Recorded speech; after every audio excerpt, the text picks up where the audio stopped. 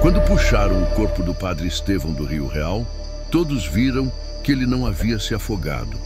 Ele havia sido torturado. Mas oficialmente, aquela verdade nunca existiu.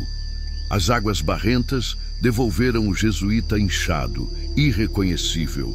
Mas as mãos contavam tudo o que seria apagado. Unhas arrancadas, dedos quebrados, marcas fundas de cordas que não combinavam com o acidente.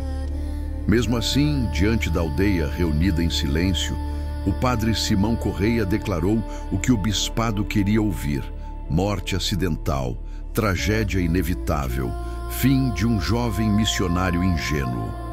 Nenhuma mulher indígena chorou, nenhuma ergueu os olhos. O silêncio delas pesava mais do que o corpo do padre.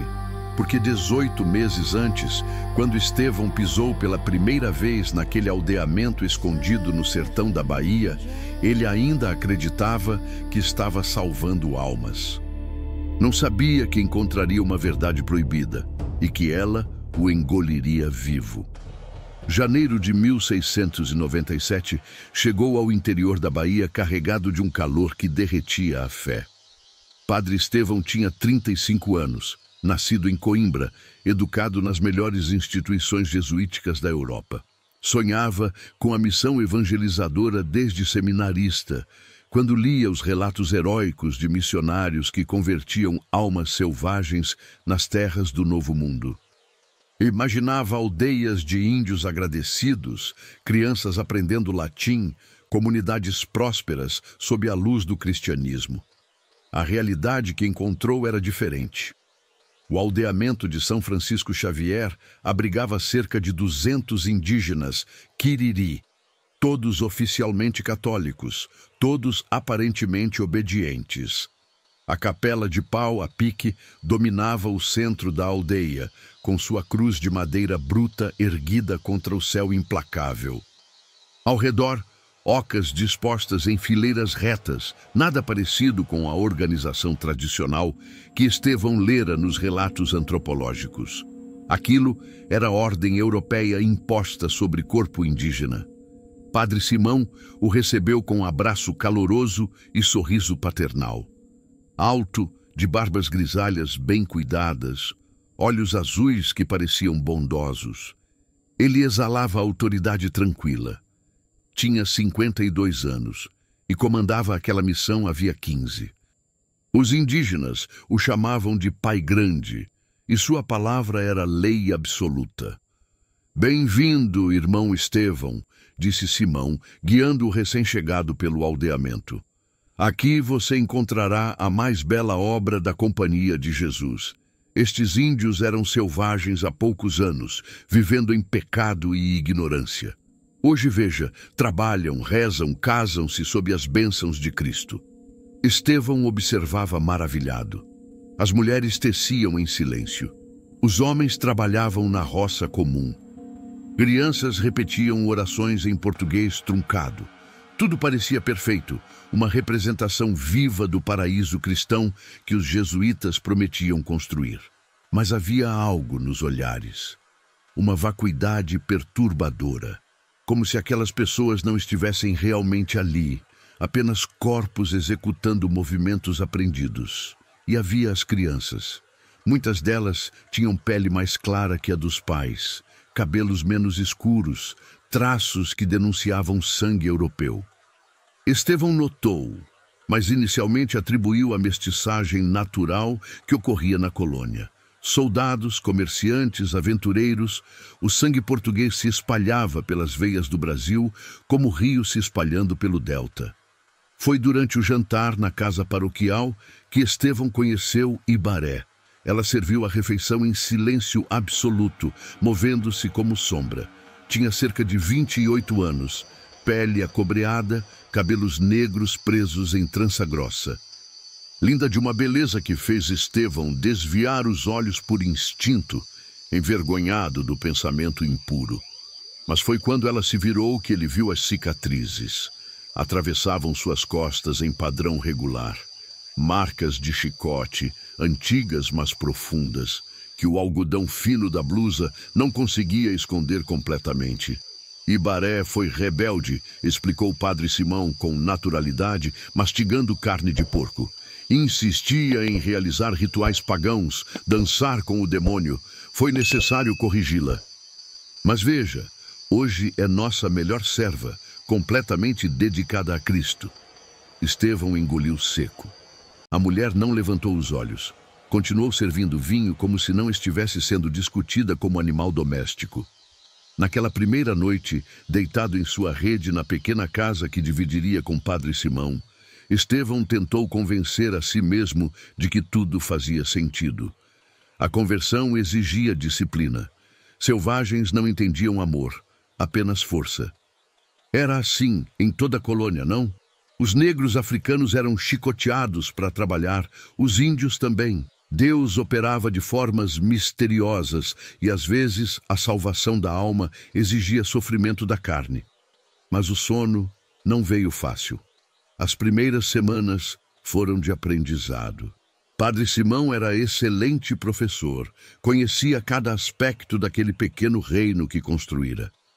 Explicou a Estevão como funcionava o sistema de trabalho. 3 dias da semana, os indígenas labutavam nas roças do aldeamento, produzindo alimentos para a missão. Outros 3 dias, trabalhavam para fazendeiros portugueses da região, como forma de integração econômica com a sociedade cristã.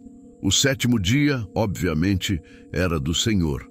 Integração, repetiu Estevão, vendo homens sendo conduzidos como gado por capangas armados. Precisamente, confirmou Simão. O capitão Domingos Pereira da Silva é nosso maior parceiro. Homem de Deus, excelente cristão. Sua fazenda fica a 2 léguas daqui e ele sempre precisa de braços fortes. Em troca, nos protege de bandeirantes e nos fornece ferramentas, pólvora, remédios. Estevão conheceu o capitão Domingos em uma tarde sufocante. O homem chegou ao aldeamento montado em cavalo, acompanhado por meia dúzia de capangas. Tinha 45 anos, barriga proeminente, roupas caras sujas de poeira e suor. Seus olhos percorreram as índias jovens com familiaridade que fez Estevão estremecer. "Padre Simão!" cumprimentou com voz forte. "Vim buscar a remessa desta semana. Preciso de 20 homens para a colheita." "E terá, meu amigo, sempre servindo." Tomaram vinho juntos na varanda da casa paroquial. Estevão foi apresentado, recebeu tapinhas nas costas, ouviu piadas sobre português recém-chegado e inocência europeia. O capitão contou histórias sobre os bons tempos, quando podia simplesmente capturar índios para escravizar, antes das leis da coroa complicarem tudo. "Mas graças aos aldeamentos", disse elevando a taça, "ainda podemos contar com a mão de obra que Deus colocou nestas terras para nos servir." Padre Simão brindou.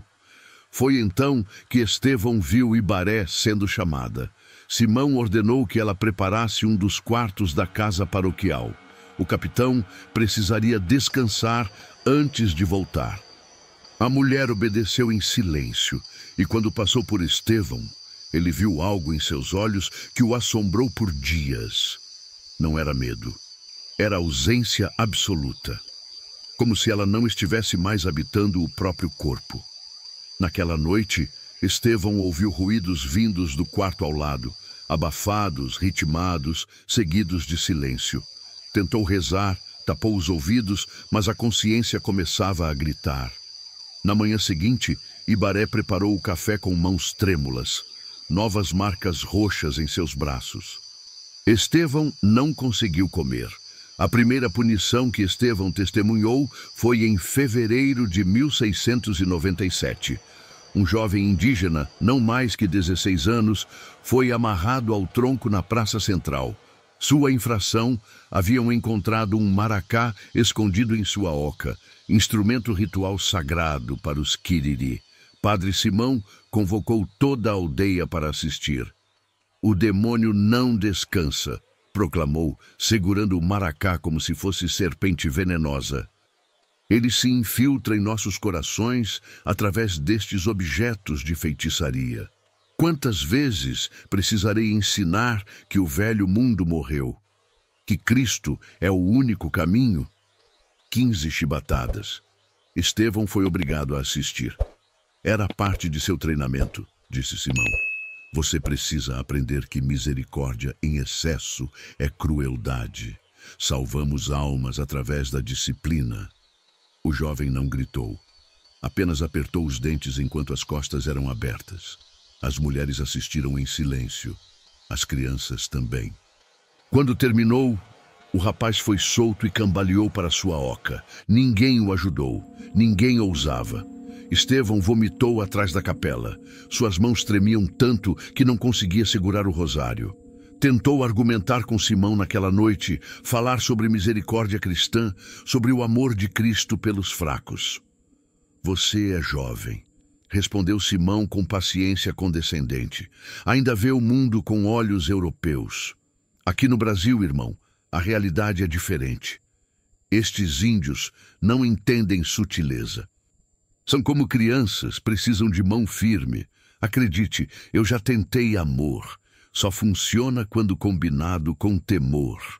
Mas algo estava se rompendo dentro de Estevão. A cada dia via mais. Mulheres jovens sendo enviadas para serviços domésticos em fazendas, voltando semanas depois com olhares mortos. Homens exaustos, trabalhando mais que escravos africanos. Crianças que aprendiam catecismo através de pancadas. E sempre, sempre, as crianças mestiças. Tantas, demais para serem coincidência. E havia a Manassi. A menina tinha 7 anos, filha de Ibaré. Linda, de pele um pouco mais clara que a mãe, e olhos que contavam uma história que Estevão não queria ler. Um deles era castanho escuro como o de Ibaré. O outro tinha nuances mais claras, quase amendoadas. Heterocromia, fenômeno raro que Estevão estudara em livros de medicina. A Manassi seguia a mãe como sombra, sempre silenciosa, sempre alerta.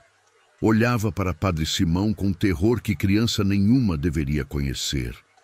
E Simão, por sua vez, a ignorava completamente como se ela não existisse. Foi uma tarde de março, quando Estevão encontrou a menina sozinha atrás da capela, chorando em silêncio. Aproximou-se com cuidado, ajoelhou-se ao lado dela. O que houve, pequena?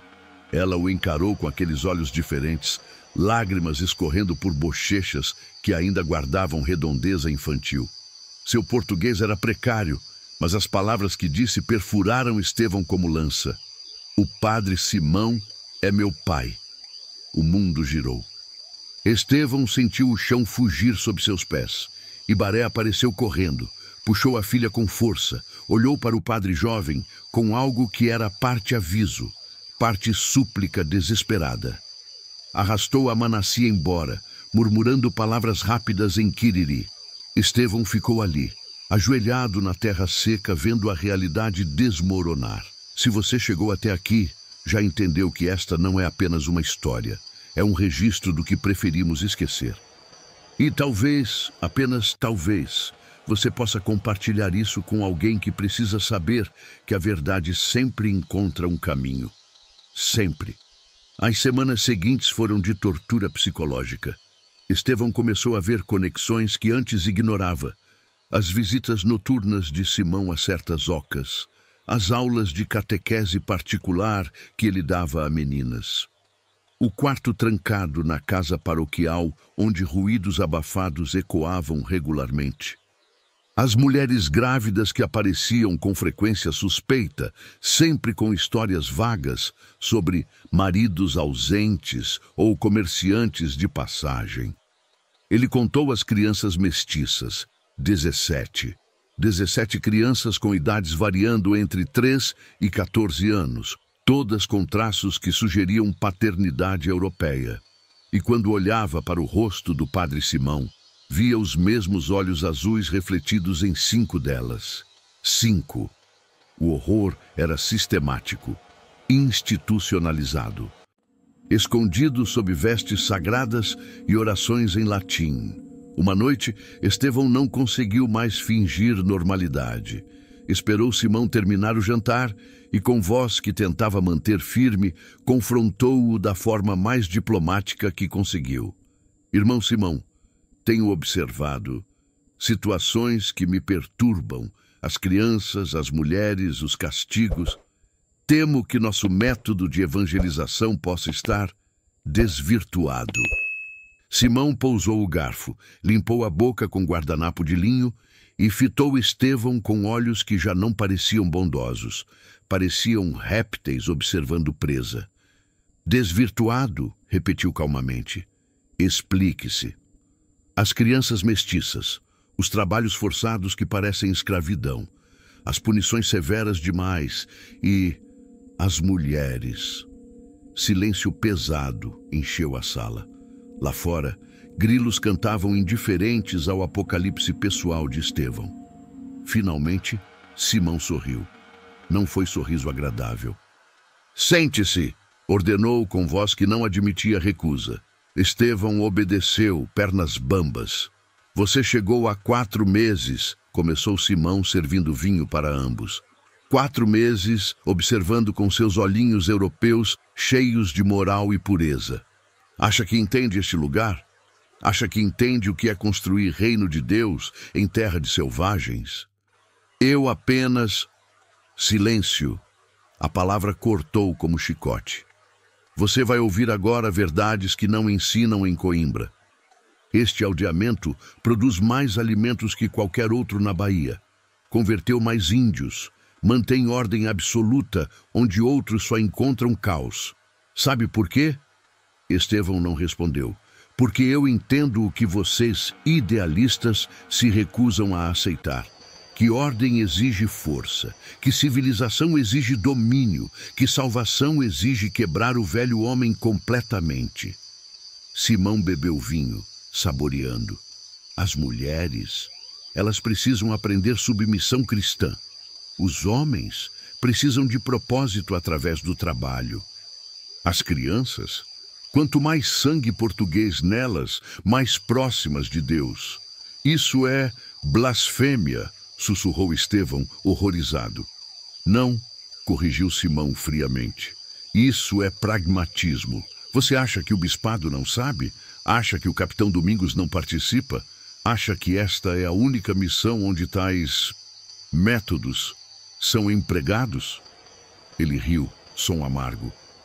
Acorde, irmão Estevão. O novo mundo não funciona com orações delicadas e sermões bonitos. Funciona com poder. E nós, os representantes de Cristo, temos poder absoluto sobre estes selvagens. Eles não são selvagens, são pessoas, almas que eu salvei. Simão bateu a taça na mesa com força que quebrou o vidro. Vinho vermelho esparramou como sangue.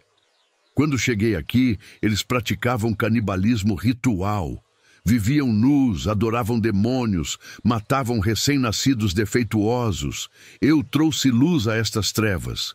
E se meus métodos ofendem sua sensibilidade delicada, então você é fraco demais para este trabalho. O superior se levantou, dominando a sala com presença que de repente parecia monstruosa. Você tem 2 escolhas, irmão Estevão. Aprende a ver as coisas como são e se torna útil, ou... Deixou a ameaça pairar. Acidentes acontecem nas colônias. Febres, cobras, rios traiçoeiros, jovens padres desaparecem o tempo todo. Estevão estava gelado até os ossos apesar do calor tropical. Viu então a verdade completa. Simão não era exceção desviante. Era produto perfeito do sistema. A máscara de bondade cristã sobre voracidade colonial. E ele tinha toda a razão. Ninguém se importava. Este era o funcionamento normal do império. Naquela noite, Estevão não dormiu. Ajoelhou-se na capela vazia, olhando para o crucifixo de madeira tosca, e pela primeira vez, desde os 12 anos, duvidou. Duvidou de Deus, duvidou da igreja, duvidou da bondade essencial que supunha existir no coração da cristandade. Se Cristo estava ali, ele estava sendo crucificado novamente, desta vez por seus próprios representantes. Foi Ibaré quem tomou a iniciativa. 3 dias após o confronto, ela abordou Estevão quando ele caminhava sozinho à beira do rio. Olhou ao redor com cuidado, certificando-se de que estavam sozinhos. E então falou em português rápido e baixo. Você tem olhos que veem, tem coração que dói, mas precisa ver tudo. Ibaré, eu... Silêncio. Venha esta noite, quando a lua estiver no alto. Sozinho. Siga o canto da coruja 3 vezes. E desapareceu na vegetação antes que ele pudesse responder. Estevão deveria ter sentido medo. Deveria ter desconfiado de armadilha.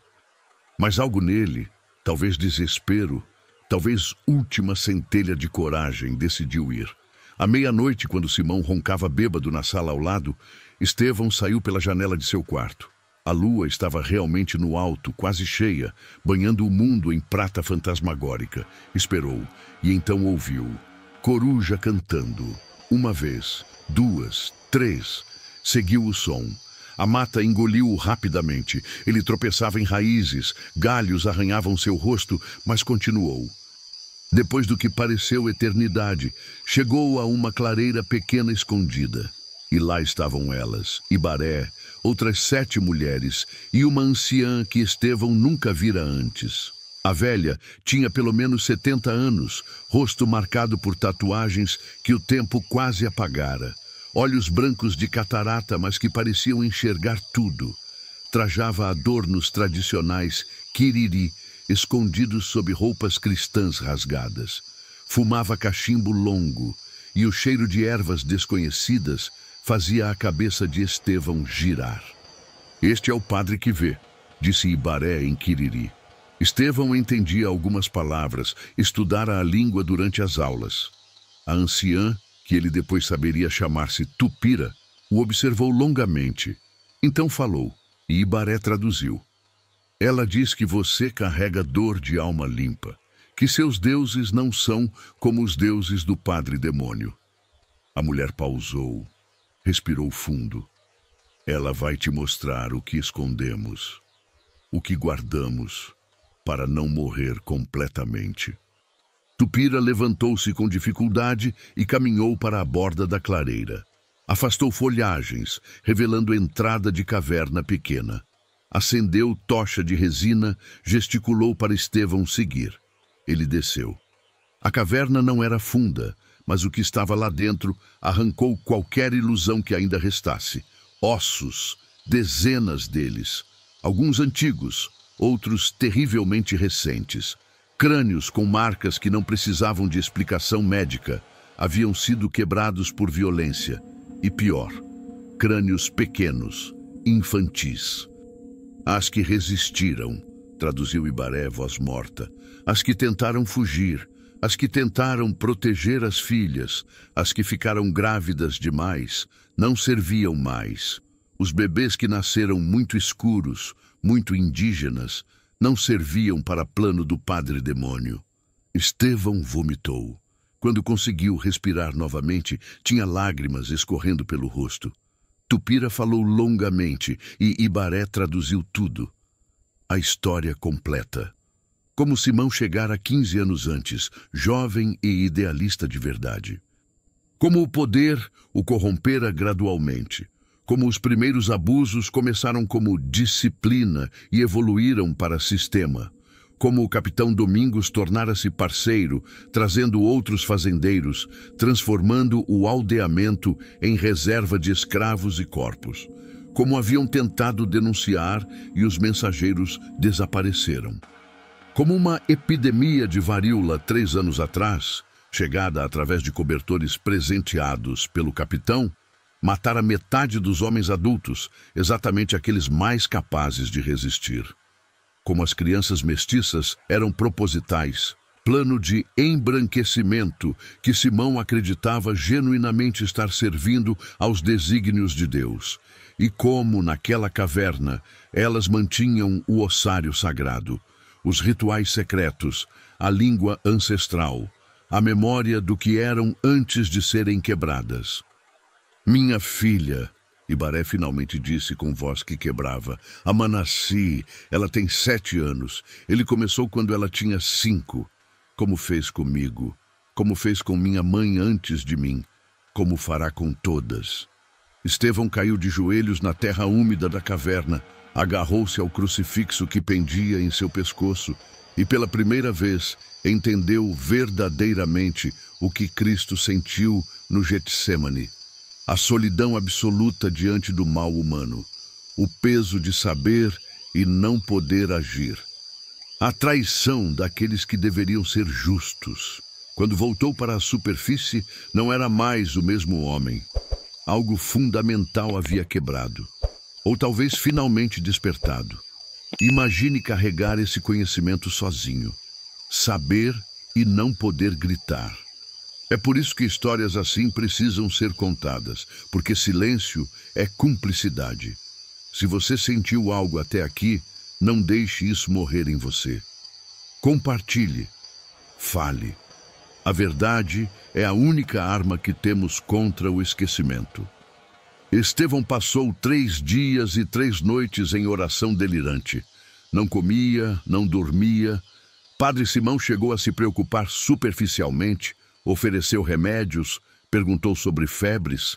Estevão manteve máscara, disse que era crise espiritual comum, jejum purificador. Mas estava, na verdade, planejando, precisava de evidências, precisava de denúncia que não pudesse ser ignorada. O bispo de Salvador era corrupto, todos diziam, mas havia Inquisição em Lisboa, havia Roma. Havia instâncias onde até jesuítas poderosos poderiam ser julgados. Começou a escrever. Usava as madrugadas, quando Simão estava bêbado ou ocupado com suas orações noturnas. Escrevia em latim, detalhando tudo, nomes, datas, descrições. Listou as crianças mestiças com suas idades e semelhanças físicas, aos padres e fazendeiros. Descreveu o sistema de trabalho escravo mascarado de integração. Narrou os castigos, as punições, os desaparecimentos e contou sobre as mulheres. Sobre Ibaré, sua mãe antes dela, a Manassi, sobre o ossário na caverna, sobre décadas de sofrimento institucionalizado sob bênção de Cristo. Foram 14 páginas em letra miúda, um libelo acusatório completo. O problema era fazer chegar ao destinatário certo. Não podia usar os canais da Companhia de Jesus. Simão interceptaria. Não podia confiar em militares locais. Eram todos parceiros dos fazendeiros. Precisava de alguém indo diretamente para Salvador ou além. A solução apareceu na forma de Joaquim da Costa, comerciante ambulante que passava pelo aldeamento regularmente. Homem de 40 anos, mulato livre, que vendia tecidos e ferramentas por diversas vilas. Estevão o abordou discretamente. Ofereceu 5 moedas de ouro pessoais, tudo o que possuía, para levar a carta diretamente ao convento carmelita de Salvador, único lugar onde tinha contatos que confiava serem minimamente honestos. Não entregue a jesuítas, instruiu. Não entregue a militares, apenas aos carmelitas, em mãos próprias. Joaquim, vendo o ouro, concordou prontamente. Guardou a carta dobrada dentro do sapato, gesto que aprendera em anos evitando guardas coloniais. Partiu na manhã seguinte. Estevão sentiu pela primeira vez em meses algo parecido com esperança. Durou 3 dias. Na 4ª manhã, acordou com Padre Simão sentado em sua rede, segurando as 14 páginas. O sangue de Estevão congelou. Carta interessante, disse Simão calmamente, folheando as páginas. Latim excelente, aliás. Sua educação foi realmente superior. Ele dobrou os papéis com cuidado. Pena que Joaquim seja, como direi, pragmático. 5 moedas de ouro são bom dinheiro, 20 moedas são melhor ainda, e ele já conhece nossa parceria há anos. Estevão não conseguiu falar, a garganta fechada, mundo desmoronando novamente. Você realmente achou que conseguiria? Simão riu, mas era riso cruel. Achou que poderia expor tudo e sair vivo? Achou que alguém se importaria? Aproximou-se, rosto a centímetros do de Estevão. O império não funciona com justiça, irmão. Funciona com poder. E eu tenho poder. Você não. Deus vai julgar você, conseguiu sussurrar Estevão. Deus! Simão cuspiu a palavra. Deus está em Lisboa, em Roma, em lugares que nunca viram lama e sangue do Brasil. Aqui, eu sou Deus. Minha palavra cria realidade. Meu julgamento é final. Jogou as páginas no chão. E você, irmão Estevão, cometeu heresia. Conspirou com índios pagãos. Participou de rituais demoníacos na mata. Foi corrompido pela feitiçaria. Ninguém vai acreditar. Todos vão acreditar, cortou Simão. Porque o capitão Domingos e seus homens são testemunhas. Porque eu sou a autoridade respeitada há 15 anos. Porque você é ninguém. Um padre jovem que enlouqueceu no calor tropical. Fenômeno comum demais. Naquela noite, Estevão foi preso na capela. Amarrado ao altar que tantas vezes usara para celebrar missa.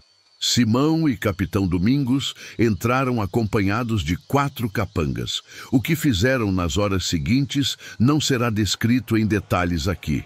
Basta dizer que tentaram arrancar confissão, que usaram métodos que a igreja desenvolvera durante séculos de inquisição, que quebraram dedos procurando verdade que já haviam decidido. Estevão não confessou. Recitou salmos até voz falhar. Orou até perder consciência. Quando acordava, recomeçava. Até que ouviu vozes lá fora. Ibaré, Tupira, outras mulheres tinham vindo. O som de confronto penetrou a névoa de dor. Gritos em Quiriri, ordens em português, confusão. Uma das mulheres conseguiu entrar, tentou soltar Estevão, mas Capanga a arrastou pelos cabelos para fora. Ele ouviu Ibaré gritando em português para que ele entendesse. A Manassi é sua filha, do padre demônio. Ela tem olhos dele. Ela é prova. Ela é... O grito foi cortado por tapa que Estevão ouviu de dentro da capela. E então a voz de Simão, mais fria que jamais sonhara ser possível. Levem o padre Estevão ao rio. Ele precisa de batismo renovado. Arrastaram-no através da aldeia. Índios assistiam das portas das ocas, imóveis, em silêncio. Sabiam o que ia acontecer. Haviam visto antes. Não podiam fazer nada. O rio estava escuro sob lua minguante. Água barrenta cheirava a decomposição e vida em eterno ciclo. Estevão sabia que ia morrer ali. Estranhamente, sentiu paz. Fizera o que podia. Tentara. Mas então viu Ibaré sendo trazida também. E a Manassi. A menina chorava desesperada, agarrada à mãe. Não! Sussurrou Estevão com lábios quebrados. Não faça isso! Simão aproximou-se, agachou-se ao lado de Estevão caído na margem. Você quer morrer mártir? Quer que sua história vire lenda? Não! Apontou para Ibaré e a Manassi. Elas vão morrer primeiro, afogadas, enquanto você assiste. E então, sua morte será apenas acidente. Padre que tentou salvar índias de afogamento e morreu heroicamente. Eu farei linda missa. Chorarei lágrimas sinceras. Estevão olhou para Ibaré. Ela segurava a filha e havia nos olhos dela algo que transcendia desespero. Era decisão. Ela falou em Quiriri, palavras que Estevão não entendeu completamente, mas Tupira entendeu. A anciã estava ali também, segurada por capangas, e seus olhos cegos de repente brilharam com compreensão terrível. Ibaré começou a cantar. Era canto gutural, ritmo que vinha de lugar anterior ao tempo. Outras mulheres, as que haviam sido trazidas, começaram a cantar também. Mesmo amarradas, mesmo cercadas, cantavam. E o som crescia, ecoava pela mata, acordava algo antigo. Os capangas olharam nervosos para Simão. Capitão Domingos fez sinal da cruz. Havia poder naquele canto que nenhuma cruz europeia conseguia tocar. E então Ibaré fez algo que ninguém esperava. Pegou a Manassi, a menina de 7 anos com olhos diferentes, abraçou-a forte e correu para o rio. Antes que alguém pudesse impedir, mergulhou com a filha na água escura. O canto parou. Silêncio absoluto caiu sobre a cena. Estevão gritou. Tentou levantar, mas estava amarrado, quebrado. Viu apenas ondulações na superfície da água. Depois nada. Simão rosnou ordem. Capangas correram para o rio, mas a correnteza era forte, noite muito escura. Elas haviam desaparecido. Ibaré escolhera morte livre sobre vida escrava. Levara a filha consigo para que não crescesse como ela cresceu. Foi suicídio? Foi sacrifício? Foi liberdade? Estevão jamais saberia ao certo, mas destruíra planos de Simão. Não havia mais evidência viva, não havia criança com olhos que acusavam, não havia mais poder sobre ela. Simão, pela primeira vez, mostrou frustração pura. Chutou Estevão nas costelas, berrou ordens contraditórias, mas percebeu que perdera. Não completamente, mas significativamente. Matem-no, ordenou finalmente. Rápido, sem teatro. Jogaram Estevão no rio. Ele estava fraco demais para lutar. Água invadiu seus pulmões, escuridão engoliu tudo. Suas últimas memórias foram de Ibaré cantando, Amanassi sorrindo naquele único momento que a vira realmente feliz, brincando com outras crianças antes de saber o que a vida lhe reservava. E então, nada. Esta é a última parte que precisa ser dita, não para causar apenas dor, mas porque testemunho importa, porque alguém precisa dizer que essas pessoas existiram. Se você chegou até aqui, você é essa testemunha agora, e testemunhas têm responsabilidade de lembrar, de não deixar que aconteça novamente. Os corpos nunca foram encontrados, nem de Ibaré, nem de Amanassi. Disse que rio os levou para lugar sagrado, caverna submersa conhecida apenas pelos antigos Quiriri, onde espíritos moram em paz. Disse também que, em noites de lua cheia, pode-se ouvir canto de mulher e riso de criança vindo das águas. Estevão foi encontrado 3 dias depois, preso em troncos rio abaixo. Padre Simão organizou funeral comovente. Toda a aldeia foi obrigada a comparecer. Ele chorou, de verdade mesmo, porque parte dele reconhecia que algo precioso havia sido destruído. A própria ilusão de retidão que mantinha sobre si mesmo.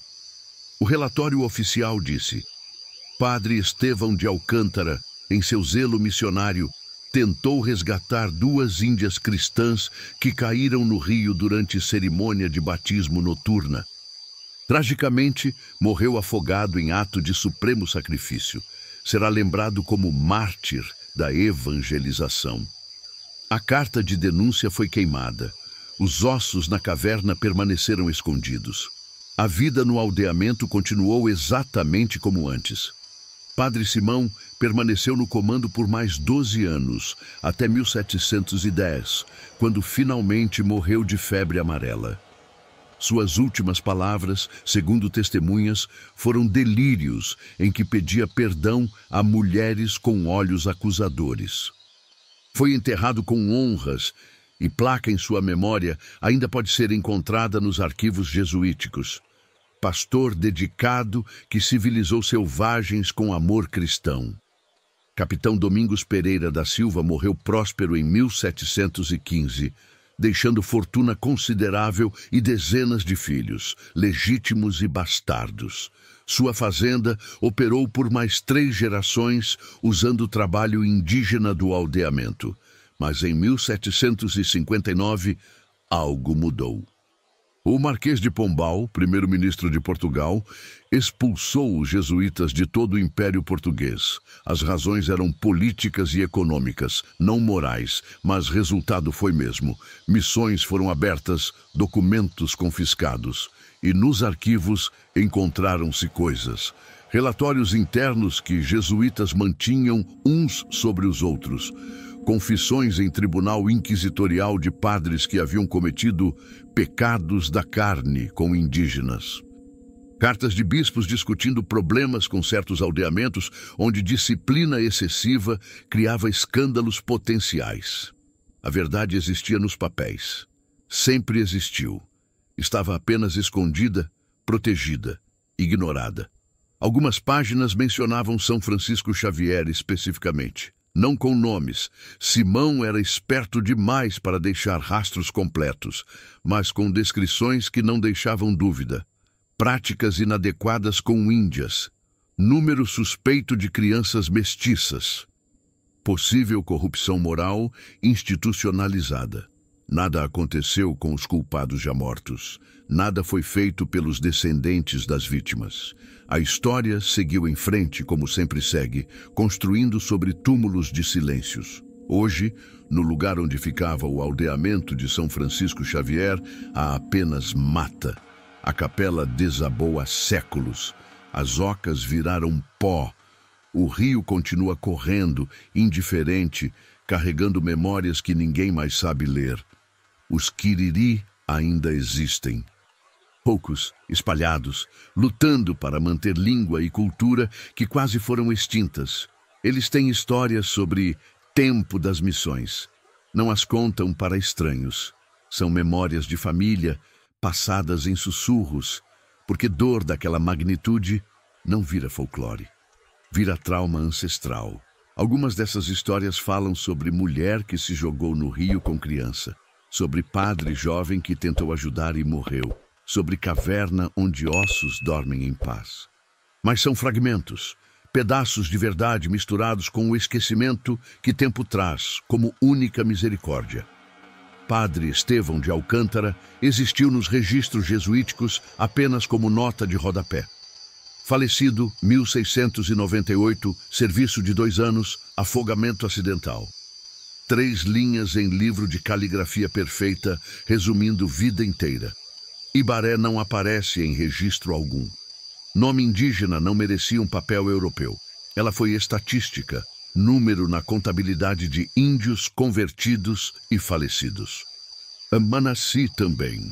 As dezenas de outras mulheres, os homens trabalhados até morte, as crianças nascidas de violência e crescidas em trauma. Todos estatísticas, todos esquecidos. Mas memória não vive apenas em papel. Vive em terra que bebeu sangue, em rios que carregaram corpos, em árvores que cresceram sobre túmulos não marcados, em genes que carregam histórias que bocas já não sabem contar. Vive nas perguntas que fazemos quando encontramos ruínas de capelas em meio à mata e perguntamos: o que aconteceu aqui? E vive agora, neste momento, em você que ouviu essa história. Porque Estevão tentou. Ibaré escolheu morrer em pé. Tupira manteve ossos sagrados. E essas ações, por menores que fossem contra a máquina de colonização e Igreja Católica corrupta, significaram algo. Significaram que nem todos se curvaram. Nem todos esqueceram. Nem todos deixaram injustiça passar como ordem natural. A história oficial do Brasil fala sobre bandeirantes heróicos, jesuítas santos, colonização civilizadora. Fala sobre progresso cristão e pacificação de selvagens. É linda essa história, perfumada, conveniente. Mas por baixo dela, no subsolo que ninguém quer escavar, estão milhares de histórias como esta. De aldeamentos que eram campos de trabalho escravo, de missões que eram harém mascarados, de padres que eram monstros. De sistemas inteiros construídos sobre quebrar a humanidade de pessoas que tinham apenas cor errada, fé errada, língua errada. E o mais terrível, não foi exceção, foi regra. O mais terrível, pessoas sabiam, bispos sabiam, a coroa sabia. E decidiram que construir império era mais importante que justiça. Padre Simão não era aberração. Era funcionário eficiente. Capitão Domingos não era vilão excepcional. Era empresário normal. O sistema não estava quebrado. Estava funcionando perfeitamente para quem ele foi desenhado servir. Há quem diga que não devemos revisitar essas histórias, que é melhor deixar o passado enterrado, que focar em horror colonial só cria divisão e ressentimento. Mas Estevão diria diferente. Ibaré diria diferente, porque verdade não é opcional. Memória não é escolha. Justiça não prescreve. E enquanto houver silêncio sobre o que realmente aconteceu, nas missões, nas fazendas, nas senzalas, nos aldeamentos, enquanto houver estátuas honrando heróis que eram carrascos, enquanto houver igrejas celebrando santos que eram criminosos, a ferida não cicatriza, apenas apodrece por dentro. Esta história não foi escrita para causar dor por prazer sádico. Foi escrita porque alguém precisa dizer os nomes que foram apagados. Precisa colocar flores sobre túmulos que não têm lápide. Precisa testemunhar, ainda que séculos depois, Ibaré existiu, Amanassi existiu, Estevão existiu, e as centenas de milhares como eles em cada canto do Brasil colonial existiram. Suas histórias merecem ser contadas, não com romantismo, não com final feliz inventado, mas com verdade crua que dói, porque coisas que doem são as únicas que nos fazem mudar. O Rio Real ainda corre na Bahia, a mata ainda cresce. E se você for lá, em certa época do ano, quando o vento sopra de determinada forma, pode ouvir som que parece canto. Dizem locais que são pássaros, dizem também que não. Talvez sejam ambos. Talvez verdade mais profunda seja que terra tem memória que transcende nossa compreensão. Que sofrimento de tal magnitude imprime algo no próprio tecido da realidade. Que espíritos não descansam até que suas histórias sejam ouvidas. E você ouviu. Agora, carrega a responsabilidade de testemunha, de pessoa que sabe.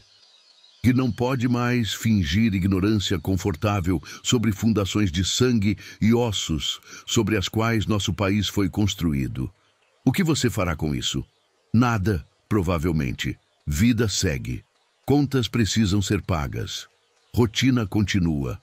Mas talvez, apenas talvez, quando ouvir alguém glorificando bons tempos coloniais, ou civilização cristã, ou ordem e progresso, você se lembre de Ibaré cantando antes de mergulhar nas águas escuras. De Amanassi, com seus olhos diferentes, que contavam história que ninguém queria ler. De Estevão rezando enquanto dedos eram quebrados porque tentou fazer o certo. De Tupira guardando ossos sagrados para que mortos não fossem esquecidos duas vezes. E talvez você diga algo. Talvez não deixe silêncio vencer mais uma vez. Porque é isso que eles, os que lucraram com o sistema, os que o mantiveram, os que o justificaram, mas querem: silêncio, esquecimento, absolvição através de amnésia coletiva. Não lhes dê esse presente, lembre, conte, testemunhe. É o mínimo que devemos aos que morreram sem túmulo, sem nome, sem justiça. É o mínimo que devemos a nós mesmos, se queremos ser mais que repetidores dos mesmos erros vestidos em roupas novas. A história de Padre Estevão que desapareceu na aldeia não tem final feliz. Não tem redenção. Não tem justiça restaurada. Tem apenas verdade. E às vezes, contra tudo que gostaríamos de acreditar, verdade é suficiente. Porque verdade não morre. Pode ser enterrada, queimada, silenciada por gerações, mas sempre encontra caminho de volta à superfície, sempre encontra voz. Hoje, você é essa voz. Use-a sabiamente, use-a bem. Use-a para que Ibaré, Amanassi, Estevão e todos os outros cujos nomes nunca saberemos, finalmente possam descansar, não em esquecimento, mas em memória viva que se recusa a deixá-los serem apagados da história.